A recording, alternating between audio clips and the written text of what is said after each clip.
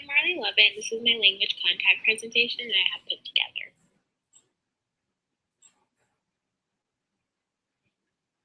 So something I was big on with this language culture contact assignment, reading the guidelines, I wanted something that I could incorporate into my everyday life where I could do it like on the go, or I could just like sit there and like be really interested in it and just listen to it for hours. So something I did was I listened to the morning news with, like in the mornings, I watched the TV with my mom, and then I also listened to the talk shows on my drive to school. And then I also decided to incorporate more Spanish into like my text messages or my phone calls with my family members. So the text messages were mainly between my mom and my aunts and my uncles. And they're all fluent in Spanish. They're all from Mexico. So it was a little difficult to keep up with them because I mean they know like it's first instincts for them to just have these big conversations. So I'd have to like stop them sometimes and like have them explain something. I mean, they were pretty nice about it. Like they didn't say like, "Oh, Marley, you don't know what you're talking about," or "You don't understand." Like, how could you not understand? But they would explain, which was good for me because it was just better for me to learn, I guess you can say. And then I would also call my grandmother and my grandfather, which the photo at the bottom is them. And my grandmother's a huge talker, like she just talks and talks and talks. So I would talk to her and I'd have to stop her a lot. She'd forget like where she was in her stories or whatever. And she would tell me like, "Oh, Mija, like why do you keep stopping me?" And I'm like, "Oh, I'm sorry, like I don't understand." So talking with her was good too. And she also has a really heavy accent. So it it was more of like an eye opener as to the different type of accents there are and like how I can incorporate what I know to what she's talking about. And then also I would watch the Despierta America show with my mom, and she would help me like understand what they were saying when they had like their jokes or just like serious conversations they were having. And it was nice to see because I feel like it's more professional setting, which is like what I'm hoping to learn. And it wasn't super difficult. It was manageable. They just had a lot of bigger words that I wasn't sure of or how to like clarify with. And then also on my way to school, my way home, I would listen to this morning talk shows on the radio. And those were funny, I have to say. And I liked when the people would call in and like participate with whatever they were doing. And I feel like I can understand them a lot better, maybe just because like they're everyday people, like I can relate to them better. So those were the things that I did for this activity.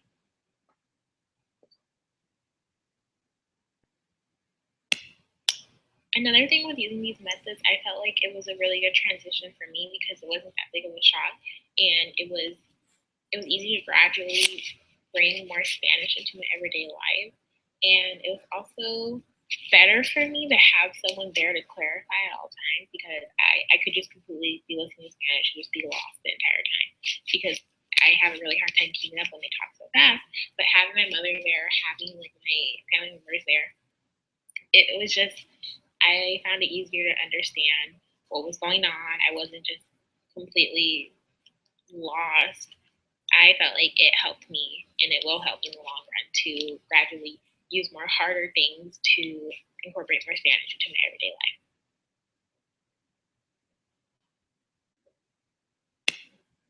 So for a lot of these words, it was more of clarifying, not so much as words I didn't know, like electronics. When I would see that word, I'd be like, okay, well, I see why this is what it is in Spanish. Like English translation, Spanish translation are kind of similar. So that was a lot of these words. Um, as far as words I didn't know, it was kind of hard to pick up on them because since I didn't know them, I didn't know how to write them down, or I didn't know how they were spelled. So yeah. So the first word was siguiente, which was the next, or like what they were gonna bring up. So this like happened. This word came up a lot when they were introducing new things. Animarse, to encourage. Suscribete, they would say this a lot for social media reasons. Revelo, to reveal, so reveal information when they had information. Ahogaba, drowned. Aguantar, to endure. Sobreponerse, to overcome. Regresa, return. Imovivo, moving, touching. I like this word a lot. It just felt I didn't want to say emotional, but like it really touched you, you know? It was one of those words. Dedica, to dedicate, aplastante, overwhelming. A lady used this word. I was really interested in that word because it sounded so different from its translation.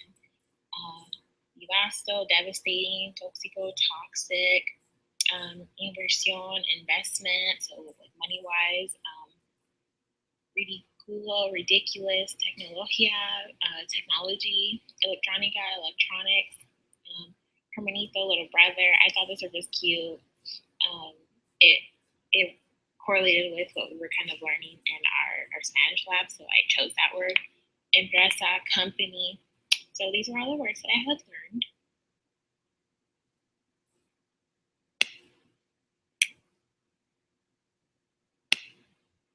So since what I studied was also in my family, within my family and my culture, we really value spending time together and just being each other's presence. And I'm mixed, so that's also within my African American family as well. So I'm really accustomed to that.